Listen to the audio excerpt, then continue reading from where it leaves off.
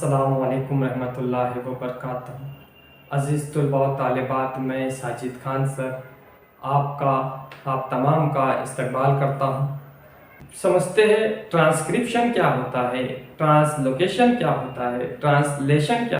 Transcription gene हमारी जिस्मानी बनावट और उसके अफ़ाल पर काबू रखते हैं और जीन में प्रोटीन के बारे में मालूमात का ज़ख़ीरा होता है। यानी ये हमारे मोबाइल फ़ोन के मेमोरी कार्ड की तरह काम करता है। मालूमात की मदद से प्रोटीन तैयार की जाती है। ये प्रोटीन की तैयारी डीएनए से आरएनए की मदद से की जाती है। इसी को ही सेंट्रल डोग्मा कहते हैं।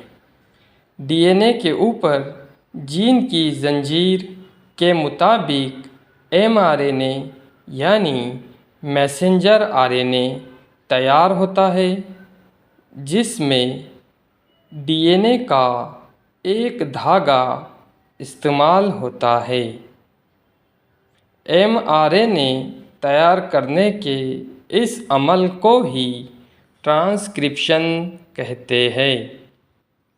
एमआरएनए खलिए के मरकज़ से निकलकर खलिया माया में आता है और साथ में प्रोटीन की तैयारी के लिए इशाराती पैगाम या कोड लेकर आता है। ये कोड 3 न्यूक्लियोटाइड से मिलकर बनता है, जिसे कोडॉन कहते हैं। ये कोडॉन अमीनो एसिड के लिए होते हैं। क्या आप जानते हैं कि अमीनो एसिड क्या है? प्यारे बच्चों, अमीनो एसिड वो मादा है जिससे प्रोटीन तैयार किया जाता है। हर एमआरएनए हज़ारों कोडॉन से मिलकर बना होता है। इन कोड के मुताबिक अमीनो एसिड फराहम करने का काम टीआरएनए करता है। जैसा कोडॉन एमआरएनए पर होता है, उसके बरअक्स एंटीकोडॉन टीआरएनए पर होता है। इस अमल को ट्रांसलेशन कहते हैं। हर टीआरएनए एक ख़ास अमीनो एसिड को लाता है।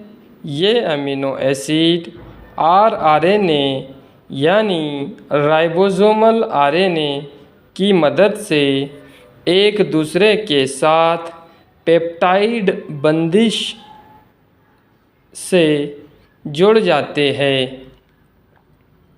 अब राइबोसोमल एमआरएनए के एक सिरे से दूसरे सिरे तक एक एक ट्रिपलेट कोडॉन्स के फासले से सरकता है। इस अमल को ट्रांसलोकेशन कहते हैं।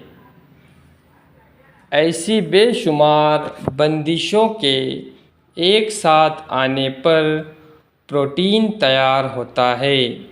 यही प्रोटीन के सालमात जानदारों की शक्ल को तय करते हैं और मुख्तलिफ़ अफ़ाल अंजाम देते हैं। प्यारे बच्चों, आइए अब हम हमारे इस पहले हिस्से का आखिरी टॉपिक नोई तबद्दुल, जिसे इंग्लिश में म्यूटेशन कहते हैं, इसको समझते हैं। जानदारों में मौजूद जीन की वजह से जानदार अपने जैसे जानदार को तैयार करते हैं और इसी से कुछ जीन अगली नस्ल को मुंतकिल करते हैं। इसलिए बच्चों में मौजूद अमीनो एसिड अपने वालिदैन की तरह प्रोटीन तैयार करते हैं।